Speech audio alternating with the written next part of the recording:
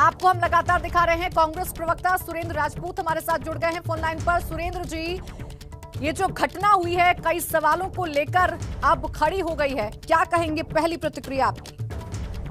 प्राची, मैं स्तब्ध हूँ।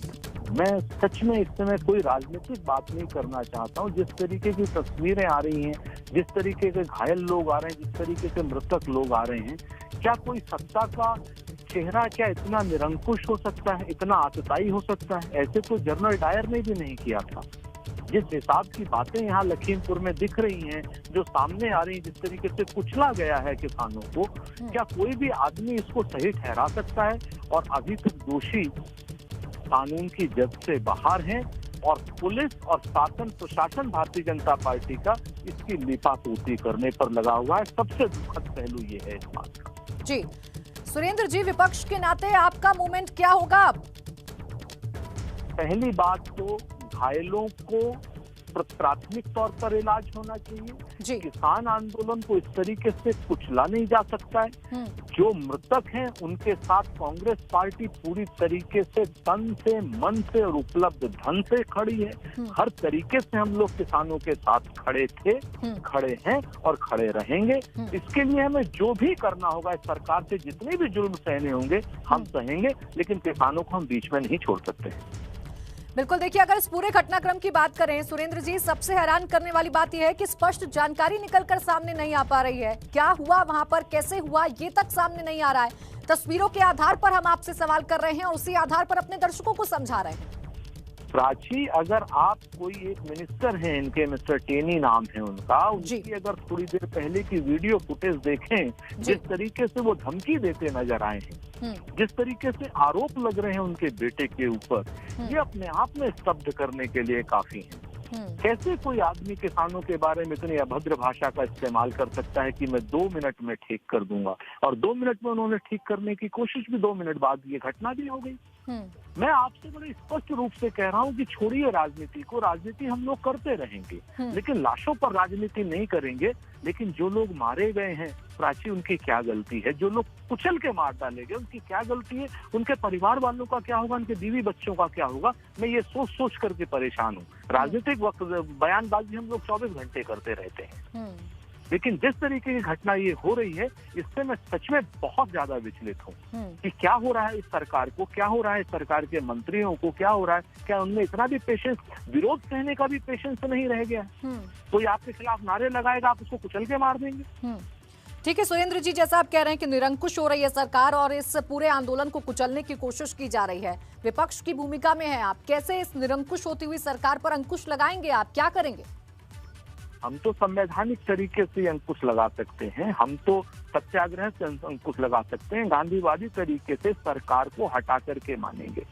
हम इसमें नहीं पीछे हटने वाले, हम इस बलिदान को व्यर्थ नहीं जाने देंगे। हम उन किसान परिवारों के साथ भी खड़े हैं, किसान आंदोलन के भी साथ खड़े हैं, और किसानों की मांगे माने जाने तक, अंतिम समय तक हम किसानों के साथ खड़े हैं। कांग्रेस का एक कार्यकर्ता साथ देगा। तो क्या कांग्रेस का कोई प्रतिनिधिमंडल जाएगा लखीमपुर खीरी किसानों से मिलने के लिए?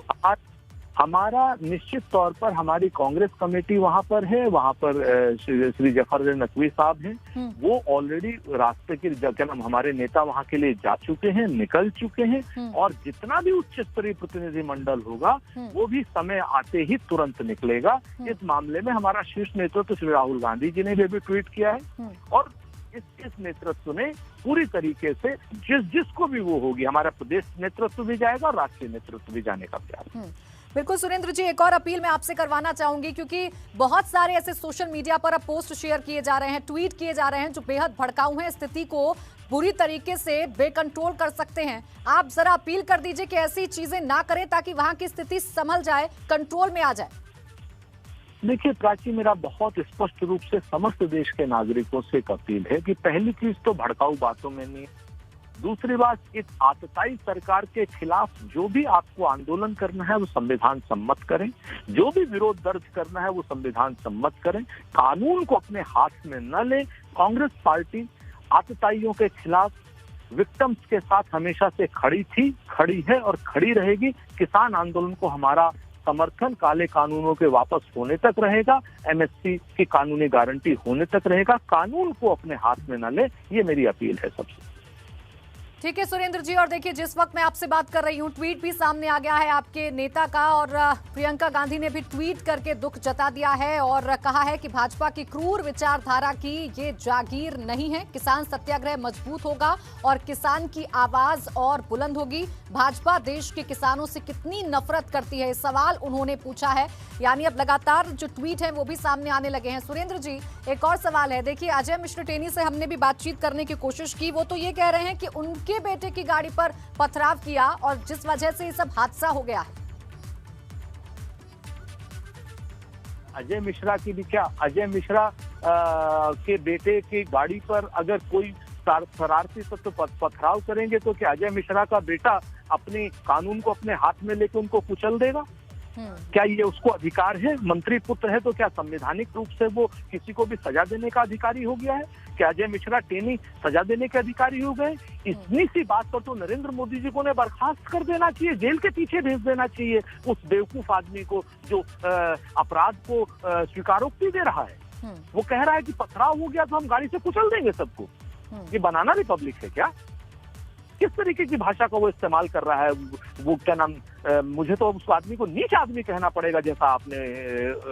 ठीक है सुरेंद्र जी, देखिए चूंकि हम बात कर रहे हैं टीवी पर, तो मैं आपसे भी यही उम्मीद करूंगी कि आप भी अपनी मर्यादा में रह के अपनी भाषा का उपयोग थोड़ा इस तरीके से करें ताकि हमारे दर्शक जो सुन रहे हैं, जो आपको समझ रहे हैं, वो अच्छे से समझ पाए। प्राची, एक छोटी सी बात बता दीजिए, जब आप इस तरीके की बात उस मंत्री के मुंह से निकली हुई बताएंगी तो क्या आप सहन कर पाएंगे इसको कि मंत्री के पुत्र के बेटे पर किसी ने पत्थर मारा और मंत्री के पुत्र ने 6 लोगों को कुचल के मार दिया, और उसके बाद वो मंत्री जो है अपने बेटे का बचाव करता हुआ नजर आ रहा है? उसको नीच नहीं कहेंगे तो आप क्या कहेंगे? क्या ये संविधान सम्मत है? ठीक है सुरेंद्र जी, तो मतलब ये समझा जाए कि कांग्रेस अब पूरी तरीके से आंदोलनरत हो जाएगी इस घटना के खिलाफ। देखेंगे हम सड़कों पर उतरते हुए कांग्रेस को भी। कांग्रेस किसानों के साथ पूरी तरीके से पहले से खड़ी है और इस आंदोलन के साथ अंतिम दम तक रहेंगे। और इस दुर्भाग्यपूर्ण घटना, ये आतंकी घटना है, इस घटना की परिणति पर हम लेकर के जाएंगे और कांग्रेस हर तरीके से उनकी हर संभव मदद करेगी।